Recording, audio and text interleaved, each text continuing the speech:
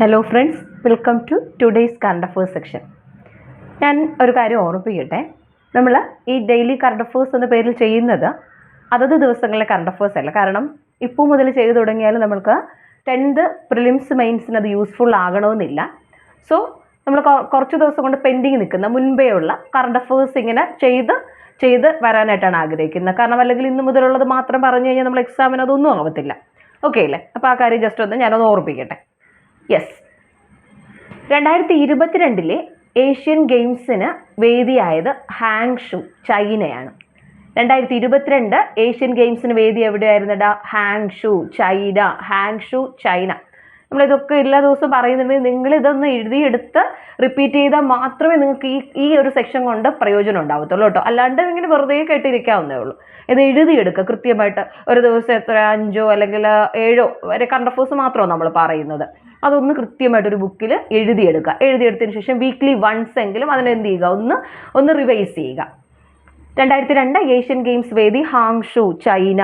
2026 വേദിയാകുന്നത് എയ്ച്ചി Nagoya, ജപ്പാനിലെ എയ്ച്ചി നഗോയാണ്. 2026 Aichi Nagoya, ജപ്പാനിലെ എയ്ച്ചി നഗോയയാണ് 2026 വേദിയാകുന്നത്. അതായത് അടുത്ത വർഷം അല്ലേ. 2030 ദോഹ, ഖത്തർ. ഇതൊക്കെ ആവശ്യമുണ്ടോന്ന് ചിന്തിക്കരുത്, ഉറപ്പായിട്ടും ചോദിക്കും. പ്ലാൻ ചെയ്തിരിക്കുന്ന വേദികൾ ഉണ്ടെങ്കിൽ അത് എത്ര കാലം കഴിഞ്ഞിട്ടുള്ളതായാലും നമുക്ക് പരീക്ഷകൾക്ക് ചോദിക്കാറുണ്ട്. 2030 Doha, Qatar. 2034 Riyadh, Saudi Arabia Asian Games വേദി. 2022 ഏഷ്യൻ ഗെയിംസ് വേദി Hangzhou, China. 26 Aichi Nagoya, Japan. 30 Doha, Qatar. 34 Riyadh,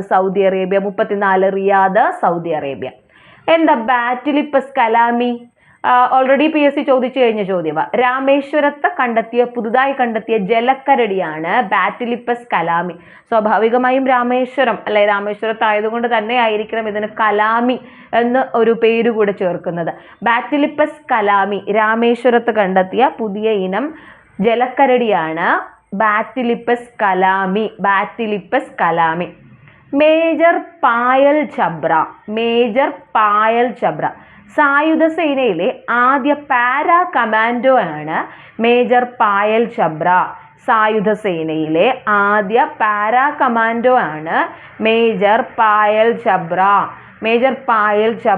സായുധ സേനയിലെ ആദ്യത്തെ പാരാ കമാൻഡോ ആണ്. ഓക്കെ അല്ലേ? യെസ്. വീരാംഗന ദുർഗാവതി ടൈഗർ റിസർവ്, ഇത് ഓൾറെഡി ചോദിച്ചു കഴിഞ്ഞു. വീരാംഗന ദുർഗാവതി ടൈഗർ റിസർവ് നിലവിൽ വന്നത് മധ്യപ്രദേശിലാണ്. ഓൾമോസ്റ്റ് നമ്മൾ ടൈഗർ റിസർവ് എന്നൊക്കെ കേൾക്കുമ്പോൾ നമ്മൾ മനസ്സിലാത്ത ഓർമ്മ വരുന്നത് മധ്യപ്രദേശ് തന്നെ ആയിരിക്കണം. വീരാംഗന ദുർഗാവതി ടൈഗർ റിസർവ്, മധ്യപ്രദേശ്. മേഘ നായർ, വളരെ ഇമ്പോർട്ടൻ്റ് ആയിട്ടുള്ള ഒരു ചോദ്യം. മേഘ നായർ 2024 റിപ്പബ്ലിക് ദിന പരേഡിൽ CRPFനെ നയിച്ച മലയാളി വനിതയായിരുന്നു മേഘ നായർ. 2024 റിപ്പബ്ലിക് ദിന പരേഡിൽ CRPFനെ നയിച്ച മലയാളി വനിതയാണ് മേഘ നായർ. നമുക്കൊക്കെ അഭിമാനിക്കാൻ കഴിയുന്ന മലയാളി വനിതയാണ് മേഘ നായർ.